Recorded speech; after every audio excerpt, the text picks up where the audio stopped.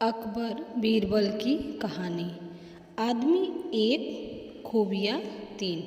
तो चलिए शुरू करते हैं। एक बार अकबर और बीरबल बगीचे में बैठे थे। अचानक अकबर ने बीरबल से पूछा कि क्या तुम किसी ऐसे इंसान को खोज सकते हो जिसमें अलग अलग बोली बोलने की खूबी हो।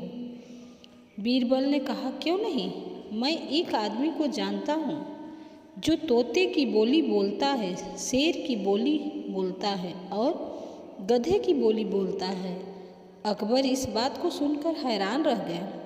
उन्होंने बीरबल को कहा कि अगले दिन उस आदमी को पेश किया जाए।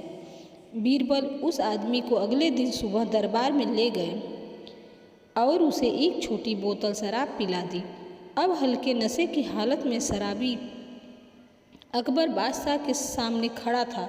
वह जानता था कि दारू पीकर आया जानकर बादशाह सजा देंगे और बादशाह की खुशामद करने लगा। तब बीरबल बोले कि हुजूर, यह जो सजा के डर से बोल रहा है यह तोते की भाषा है। उसके बाद बीरबल ने वहीं उस आदमी को एक और शराब की बोतल पिला दी। अब वह आदमी पूरी नशे में था। वह अकबर बादशाह के सामने सीना तान के खड़ा हो गया। उसने कहा कि आप नगर के बादशाह हैं तो क्या हुआ? मैं अपने घर का बादशाह हूँ, मैं यहाँ किसी से नहीं डरता हूँ। बीरबल बोले कि हुजूर, अब शराब के नशे में निडर होकर यह जो बोल रहा है यह शेर की भाषा है।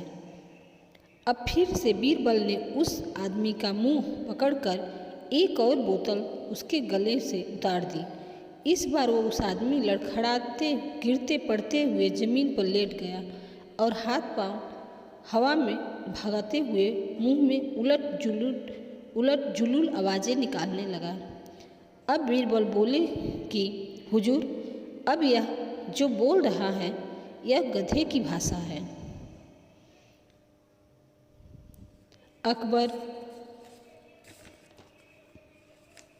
अकबर बादशाह को बीरबल की बुद्धिमानी और चतुराई पर गर्व हुआ। उसने बीरबल की वाहवाही की और कहा कि आदमी एक, खूबियाँ कई हो सकती हैं।